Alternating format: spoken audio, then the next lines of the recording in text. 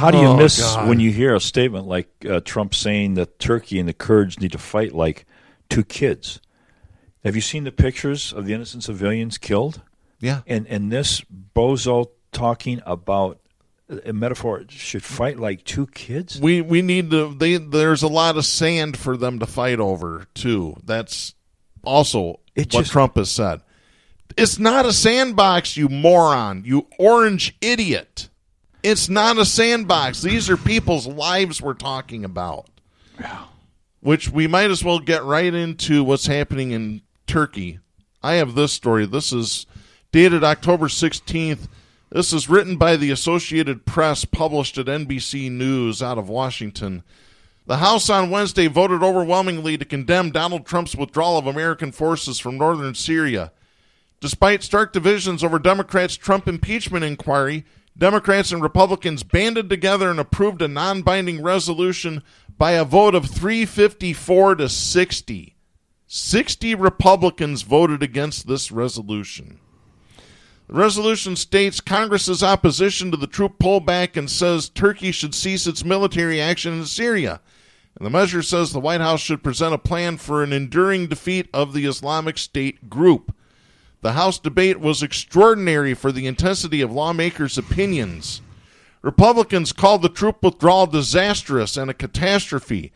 Democrats criticized Trump directly, with Representative Seth Moulton saying Trump, quote, has taken the side of dictators and butchers, end of quote. Well, is that really a surprise, Jack? Look, who are his buddies? Putin, Kim Jong-un, and bin Salman over in Saudi Arabia. Yeah. Those are his buddies. It's totally accurate for Rep. Moulton to say that Trump has taken the side of dictators and butchers. But it gets better. Among senators, Lindsey Graham, one of Trump's closest allies, said Trump's decision will allow ISIS to reemerge and added that the president will be held accountable. Graham said Trump's decision is against all sound military advice and that he hopes Trump, quote, will reconsider, stop the bloodshed, and reset the table before it's too late, end of quote. Graham says that if Trump continues along those lines, quote, then our foreign policy is in a very bad spot in the Middle East, and to those who think the Mideast doesn't matter to America, remember 9/11 when we had that same attitude on 9/10/2001, end of quote. GOP Senate Leader Mitch McConnell called the U.S.-Kurd partnership a terrific alliance that set the Islamic State group back and said he is, quote, sorry we are where we are, end of quote. Senator Roy Blunt of Missouri said Turkish President Erdogan, quote, has not been a reliable ally. The Kurds have been a reliable ally, end of quote. Another Republican senator, Florida's Marco Rubio, told reporters that he doesn't know what can be done to undo the harm that's resulted from the withdrawal. Rubio said that, quote, there are some mistakes that are not easy to reverse, and there are some that are irreversible, end of quote.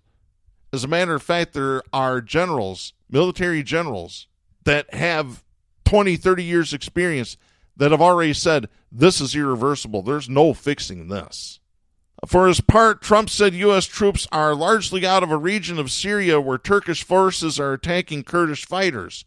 Turkey launched a military operation against Kurdish fighters allied with the U.S. after Trump pulled troops from the region this month. As he met Wednesday with Italy's president, Trump said, quote, if Syria wants to fight to take back their land, that's up to them and Turkey, end of quote. Trump added this quote, there's a lot of sand that they can play with. Unbelievable. Isn't it?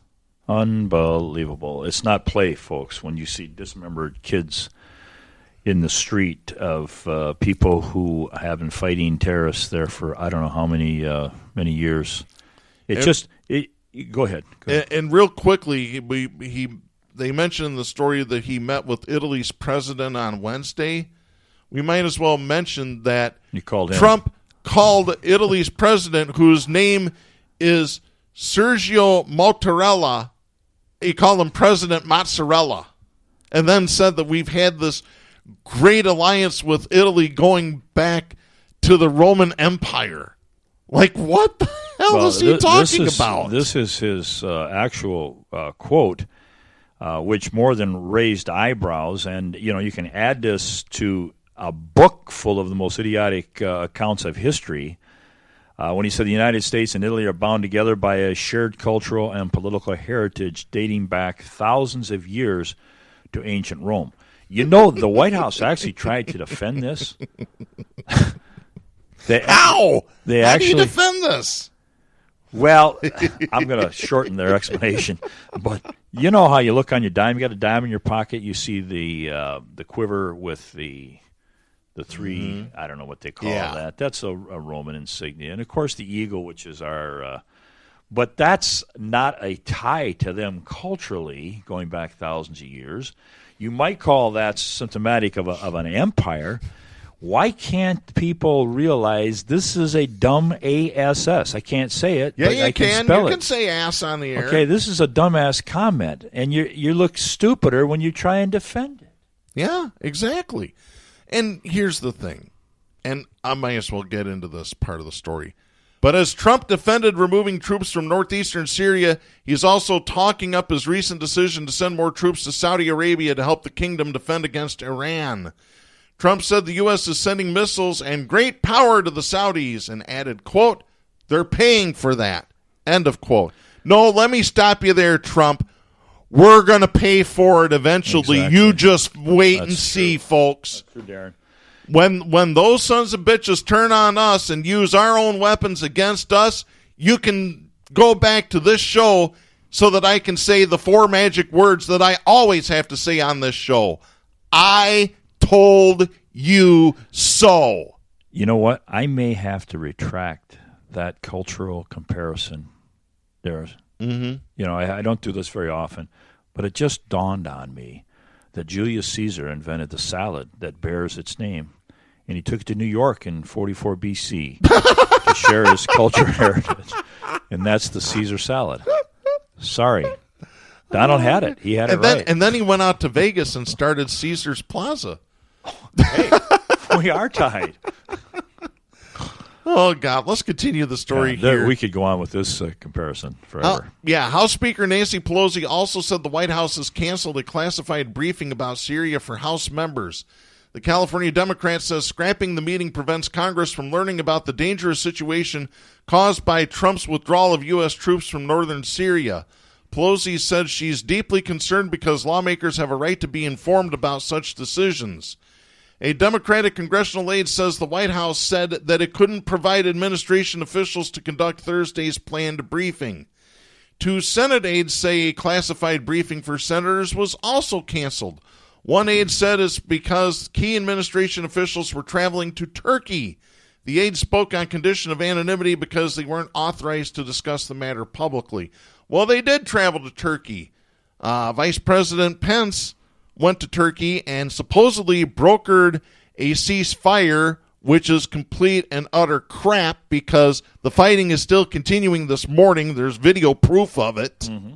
Yeah. You think the Turks are going to lay off the gas? Yeah, no, they're going to pour it on. And U.S. looks like they're sending their best and brightest over there to thwart the slaughter.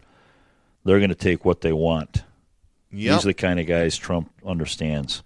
But for our history students out there in the United States who have been atrophied because of the curriculum that the Koch brothers have stuffed into your classrooms, I'm going to tell you that our country is only 242 years old. Okay, the derivation of Rome and the Roman Empire lasted thousands of years ago.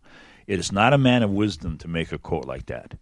And you are going to be given more idiotic quotes. You have to know the simple truth. We did not send our forefathers. Ben Franklin didn't go to Rome and come back with the idea of SpaghettiOs 243 years ago. We are a country that is infant compared to the Roman Empire. Trump throws this crap out daily while he's maintaining that sound journalism and sound opinions are fake news. Of course. It's that simple. That's his equation. Protect the idiocy and attack sanity. Of course. Because that's what emperors, that's what dictators, that's what oligarchs do. Bottom line is down and down is up. Exactly. And speaking of which, later on that Wednesday, I have this story. This is from NBC News. This is Rebecca Shabbat reporting. House Speaker Nancy Pelosi said Thursday that Trump's meltdown a day earlier was spurred by pointed questions about his decision to withdraw U.S. troops from northern Syria. As a matter of fact, we have some quotes here. This is what happened Wednesday. There was a meeting after the vote. The Democrats went to the White House. Among them, Nancy Pelosi, Democratic Senate Leader Chuck Schumer, Steny Hoyer was there. There were some generals there as well who kind of looked down and didn't make eye contact with Trump, probably because they were embarrassed to be I don't blame them. Seen in the same room with him. But the Democrats left the meeting early because they said Trump was being insulting, including calling Nancy Pelosi a third-rate politician, calling former retired General Jim Mattis, called him the most overrated general in history. This is unbelievable, folks. I have this first clip. This runs about 3 minutes, so take a good listen to what Nancy Pelosi and Chuck Schumer had to say after they walked out in the middle of this meeting. I think that vote, the size of the vote, more than 2-1 of the Republicans voted to oppose what the president did, probably got to the president because he was shaken up by it. And that's why we couldn't continue in the meeting, because he was just not relating to the reality of it. Again, we are proud of our men and women in uniform. Those who have been in Syria have conducted themselves in a way that makes us all very proud, and I conveyed that to the chairman of the Joint Chiefs. We had some questions about ISIS, and I'm going to defer to the distinguished leader from New York, from the Senate from New York, who focused on ISIS in the meeting. Mr. Leader. Yeah, thank you, Speaker, and thank you, Leader Hoyer. I told the president that being from New York, as he was, we're particularly aware of the problems, the terrorism that an organization like ISIS can create. And the fact that someone no less than General Mattis has said that ISIS has been enhanced, that the danger of ISIS is so much greater, worries all of us. I asked the president what his plan was to contain ISIS. He didn't really have one. He said the Turks and the Syrians will guard the ISIS prisoners. I said, is there any intelligence evidence that the Turks and the Syrians will have the same interest that the Kurds or we did in guarding ISIS? And the Secretary of Defense was, thank God he was honest, he said, we don't have that evidence. And so I said, then how can we think that this is a plan when there are Syrians and Turks who are not our friends, who ISIS, if they escape, does them very little harm? How can we let this happen? They didn't have any good answer. This is appalling. The president had no plan, no real plan for containing ISIS other than relying on the Syrians and the Turks. Then why did we spend a decade, billions of dollars, and lost lives in trying to curtail ISIS if on a phone call, on a whim, the president is going to undo all of that and turn this over to the Turks and the Syrians? I would also say one other thing. He was insulting, particularly to the speaker. She kept her cool completely, but he called her a third-rate politician. He said that there are communists involved and you guys might like that. I mean, this was not a dialogue. It was sort of a diatribe, a nasty diatribe, not focused on the facts, particularly the fact of how to curtail ISIS, a terrorist organization that aims to hurt the United States in our homeland. Isn't that unbelievable? Well, it harkens back to your comments last week. When are we going to see marshals just going in and arresting Trump officials? When are they going to just drag these people out? You just can't stand for the repudiation of subpoenas. You can't just sit there and have Trump's lawyer say, we're just not going to cooperate.